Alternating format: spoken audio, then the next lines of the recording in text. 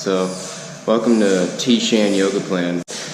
I'm a joke. I'm an absolute joke. But here's just an easy to follow along, quick yoga routine for beginners that you can do in the morning, middle of the day, or at night. Yeah, let's get to it. So you want to hold each stretch for I'm gonna make this a follow along, so just follow along with me, but if you want, you can hold it for longer or shorter, but at least 20 to 30 seconds should be good. All right, guys, let's get started. Alright guys, so for this one, we are going to just be reaching forward and grabbing our toes. That's simply it. So first I like to reach up, extend the spine, and then over to your toes, obviously. And remember, you want to be breathing deeply and slowly into your belly through all of this. So yeah, just keep doing that and I'll shut up. Enjoy the music.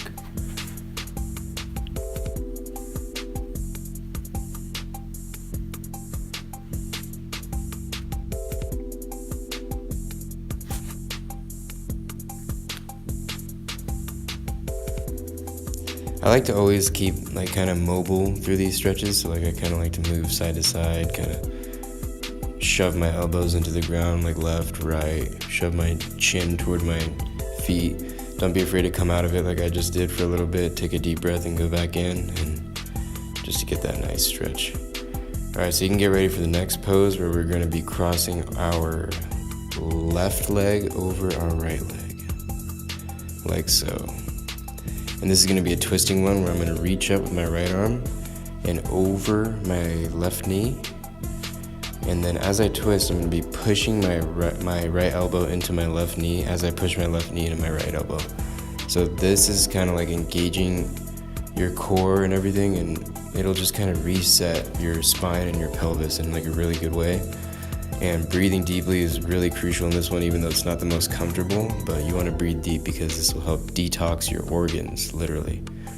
Yeah, that's pretty much it for that one. And we're going to move on to the other side in just a second, in just a moment.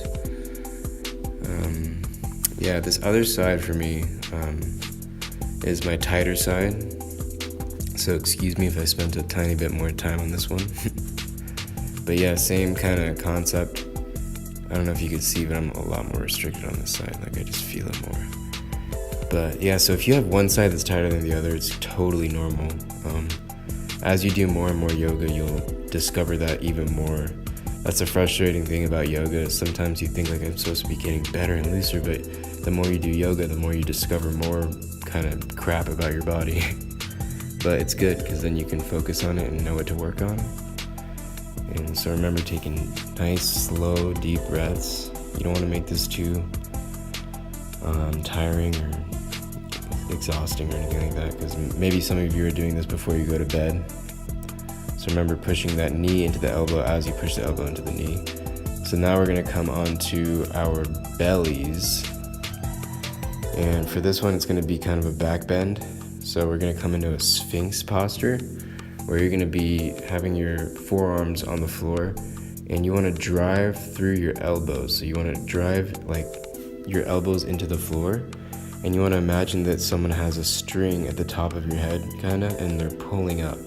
So you're not straining your neck back, but if you look at me, I'm just kind of extending my head upward without crunching the back of my neck. And I'm kind of pulling my shoulders back and down and lifting my chest up. And if you're able to, you can straighten out your arms. And what I like to do is spiral my hands out. So if you can imagine, if there's a paper underneath your hands, you're kind of ripping the paper outward, kind of creating torque, which puts your shoulders in a good position. And this is just a front view. I kind of like to move side to side on this one, like so. Breathing deeply and just really getting into the spine. And then the next one, we are going to just come into a nice child pose, just to kind of balance out that back bend. And yeah, this is supposed to be kind of quick, guys, where you don't want to, I just don't want to overwhelm you guys with too long of a routine. So this is just something you guys can do if you don't have much time. It's a quick little 10-minute thing, Yeah, so just breathe deeply into your lower back, push the breath all the way down your lower back, so that as if you had something on your lower back, you're trying to press that up with your breath, if that makes sense. I hope it does. I kind of like to reach forward as I reach my ass backwards and reach my hands forward. Really gets it. And then now we're going to come into a crow pose where I'm going to put my left foot out like so, and I'm going to have it kind of like my left leg is going to be in a 90-degree angle. But if you can't get it to that and you're not flexible enough, then no shame. Pull that left foot towards your body more, and it'll be a little easier. And then I kind of like to straighten up my body, lift through my chest, and pull my shoulders back and down. And I like to really flex my glutes in this one. It kind of helps reset the pelvis. And like you just saw, I like to kind of move around, twist over to the other. So if I'm going on the left side like I am right now, I'll use my right arm, reach up and twist over, kind of pull and bend down. All these type of little movements that you see me doing. Feel free to just move around in this pose. I prefer mobility over like static stretching because it just really helps your body get more supple and strong, protects your joints. Being interrupted right now, so just ignore that. And then we're gonna move on to the other side. Same deal on this side. I like to make sure that the creases on like my elbow creases, like I don't know what you call it, like the crease in between your bicep and your forearm are pointing forward, chest up, not straining your neck. Remember, there's that string at the top of your head that someone's pulling on. And then I'll reach over with my left hand over my right knee and just twist my body. And when I do this, I like to kind of loosen my belly as I breathe in and then flex my abs as I breathe out to really just reset everything. Bend forward a little bit, breathing, moving. I hope this isn't too long for you guys, but remember, like the more you pull your left foot in, the better, and you don't have to worry about getting that back leg perfectly straight. It's just about getting into your hips with this. Over time, it'll loosen up a lot, trust me. Now we're gonna head on to our back, and this is one of my favorite ones. So we're just gonna lay down and kind of pull our legs over our face. And if you can't get your toes to the ground like I am, like with this whole routine, honestly, don't try to like match me if you're not as flexible. It's counterproductive. You're going to hurt yourself. You're going to get too tired. You're not going to want to do it. Just all these things. So just go as much as you can. For me, I like to pull my toes toward my face as I do this, if that makes sense. And you can even reach with your hands forward as your legs reach back, and this gives a nice shoulder stretch. And I like to like shake my head no or yes, whatever feels good, because that really loosens up the neck and the vertebrae back up there.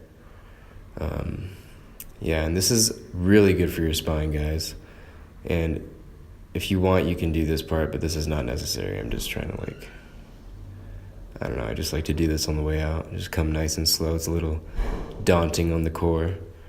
And then for the next move, we're going to be on our back again. And this is just going to be the last move. Just a nice twist because of all the back bending and forward bending we just did. I like to twist the spine just to get it even. So we'll twist to the right. And with your opposite hand, you're going to grab your knees and just kind of pull. Make sure your shoulders are flat, and the arm that's extended out, you want to reach with that arm, and you can just kind of shake your head no or whatever feels good, honestly. Like, this is more about feeling good than following a specific stretching protocol, guys. That's where most people go wrong with yogas. Like, they think they have to do everything right with perfect form, following the teacher exactly. But no, everyone's body's different. Everyone has different joints and structure. So just kind of play around in this position, whatever feels good, and just kind of breathe and let it go. We're going to switch to the other side, do the same thing. So you're, doing the same thing. Not much else to say. This one feels really good on my shoulders because I've always had a bad right shoulder, so I like to breathe deeply into this one and really extend out through my arms. And I give resistance with my arm against my knees so that it feels like I'm just twisting even more, which you can probably feel if you do that. And we're nearing the end here, guys. Just honestly, like, you can swing your knees left and right if you want to. Just do whatever feels good in this position.